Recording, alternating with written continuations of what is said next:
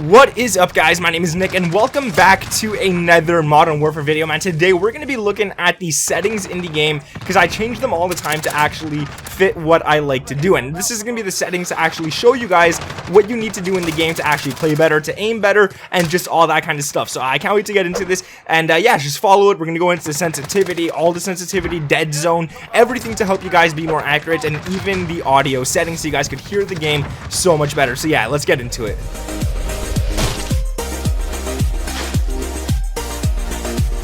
So like I said, man, we're gonna get into it, guys. The first one I want to talk about is actually the controller settings, and this one's very important. And unfortunately, if your PlayStation sounds as loud as mine sounds like a plane about to take off, there's no setting to actually change that. It just seems like every Call of Duty game always uses the max processing power of your PlayStation, so it always sounds crazy like that. If yours sounds like that too, man, I'm sorry, but there's no fix to that. But yeah, let's talk about the controller settings first.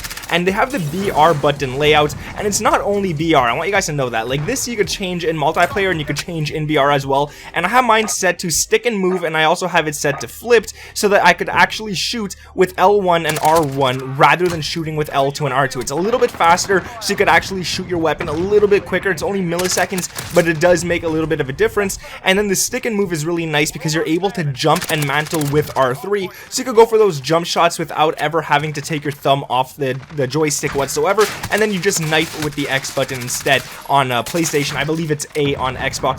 Then I have my stick layout set to default, all that kind of stuff. Dead zone I set to 10. I feel like 10 is really nice, so that if you move your joystick just a little bit, it won't register it. So if you guys are in the middle of a gunfight and your thumb does slide a little bit, for example, it won't register it whatsoever, and you can stay on target. So I like that. The one when I get the game, it's set to 5. So I set mine to 10. It's a lot better. Then the horizontal stick and the vertical stick sensitivity. This is really good. I set them both to 11, but what a lot of people like to do is they set this one to 11 and then this one to 10, or this one to 10, this one to 9, whatever you want. It could be just one lower on the bottom. Currently I'm playing on 11. I find it really nice there. I could turn on people quickly, and I could actually stay on target while doing so. Now if I play too low, like I've seen people playing at 2 and 3, you can't really turn on people when you do that. So if you're playing on 2 or 3, it's not really something that you want to do. I always suggest stay between 5 and 12. Currently I'm playing at 11. I change this all the time because I don't like getting used to the same sensitivity. Sometimes I play on 8.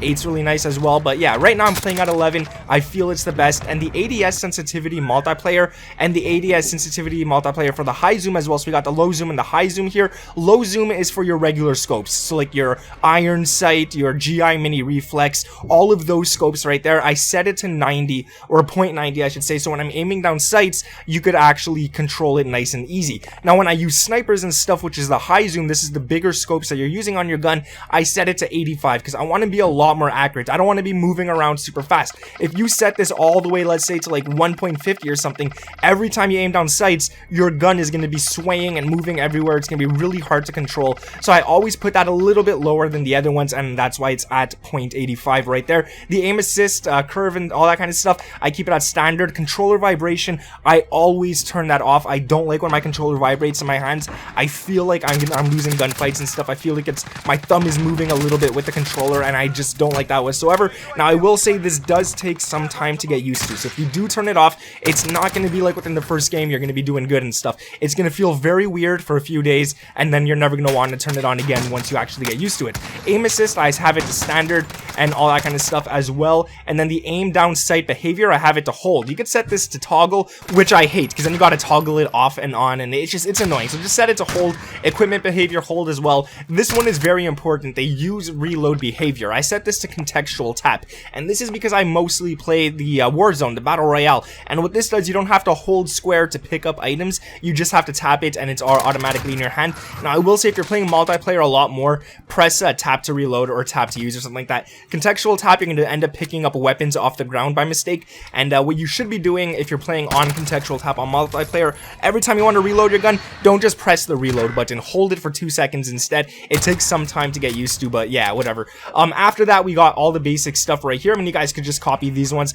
I don't think I've changed these much except for the automatic sprint. I put that on for sure because I want to move forward without needing to keep my thumb on the joystick. I want to be able to move my thumb around and drop money and stuff while still sprinting. Maybe drop a weapon for a teammate who needs one in Warzone while still sprinting. So definitely go ahead and do that. Now let's move into the general settings. The brightness is very important. This game is not like other CODs. You definitely want to set it to where the not visible is literally not visible, and then you could start seeing it become a little bit visible and stuff like that afterwards. I set mine to 55 because my monitor looks best at 55, but trust me, try to get it so where it's barely visible, easily visible, and not visible whatsoever. A lot of people play at 100, and when you play at like 100, man, this is what your game looks like. It looks really bad. Let's be honest. This looks horrible. You don't want to play at that. And a lot of people always ask me, how does your game look so nice and stuff like that? That's basically because I have my brightness set to exactly where it should be set. So make sure that is definitely there. Safe area, obviously set it to whatever your screen is. Film grain, 0, never have that on.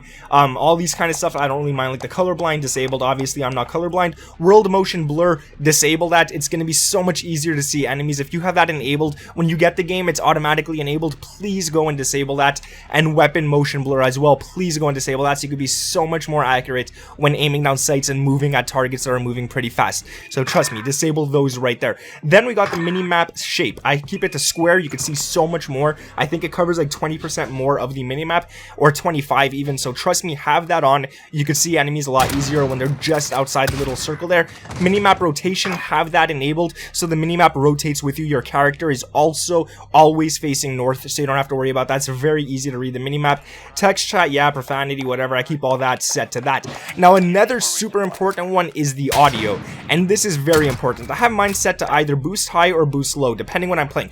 If I'm playing Warzone, I set it to boost low. If I'm playing multiplayer, I set it to boost high. And the reason for this is Warzone, for example, is very hard to hear enemies. It's very hard to hear footsteps and stuff like that. So if you put it to boost low, it should be a lot easier, whereas boost high is nice if you want to hear explosions, gunshots, and that's what I rely more on multiplayer. But when playing Warzone, I definitely want to hear those footsteps, and boost low is going to help you with that. Now boost itself, I don't really find it that great, but these two right here are definitely the best, so have that set.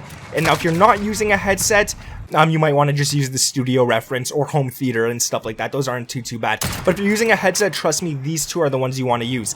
After that, the master volume, I have it set to 100 so I could hear everything nicely. The music, it's so loud in this game. I lower it down to 19 because at the beginning of every single match, the music is so loud, you can't even hear a thing going on. So I set that down to 19, and it gives me the advantage. I could hear the footsteps of the enemies once I get close to them, and they can't hear me if there's a set to 100. The dialogue volume, this is the voiceover of the characters talking. So like, oh, enemy there behind the container. I don't have it too loud. I have it at 53. I still want to hear it, but I don't want it to be overwhelming.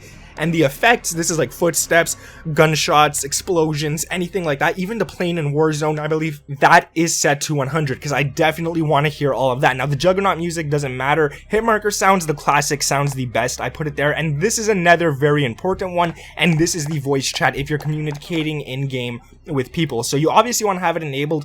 Your open mic threshold, this is the sound where you could talk and people could hear you. If you have this set all the way to the max, for example, if you start whispering, people are going to hear it. If you start going like, yo guys, what's up, man, they're going to hear that. So definitely have this set lower. You don't want them to hear everything. I have it set to 1. That's the lowest you could possibly go if you want people to hear you. So that's not too bad. Now the voice chat volume, this is the sound that your friends start talking at. I have it set to 260 so I could be able to hear everyone nice and easy and all that kind of stuff. Now I set my microphone volume to 400, and the reason I set it to 400 is because, well, there's two reasons. One is because I want people to hear me nice and easy, and my mic is a little broken, so it's kind of hard to hear me anyways. But two, a lot of people have their voice chat volume set all the way down to the lowest, and they can't hear me that well. So I just automatically put my microphone louder so people could hear me a lot easier, and they could also hear me talking over other people as well. So that's really nice. And the last setting to change right here is the voice chat effect. I put mine to no effect. Stealth comms and classic chatter, they sound horrible. It sounds like you're talking in a tin can. Enemy at the shipping containers. That's literally what it sounds like. You want to sound like, when you're talking to people, you want to say enemy at the shipping containers, not enemy at the shipping containers. It sounds bad. It sounds awful. But yeah, that is it, guys. Those are my settings. I do change these. The audio, I normally don't change. Like, this might be the same as the last video I made on this, because this is like the best audio settings I find. But general and controller, I do change a lot. And I always want to update you guys on my settings. If you guys did enjoy the video, make sure to drop a like. Subscribe to the channel if you guys are new around here. We're getting super close to 600,000, and I want to thank all you guys. And if there is a little weird buzzing sound in this video, I apologize, guys. That is my PlayStation. It is so loud. But nonetheless, thank you guys for watching. My name is Nick, and I'll catch you in the next one. Peace!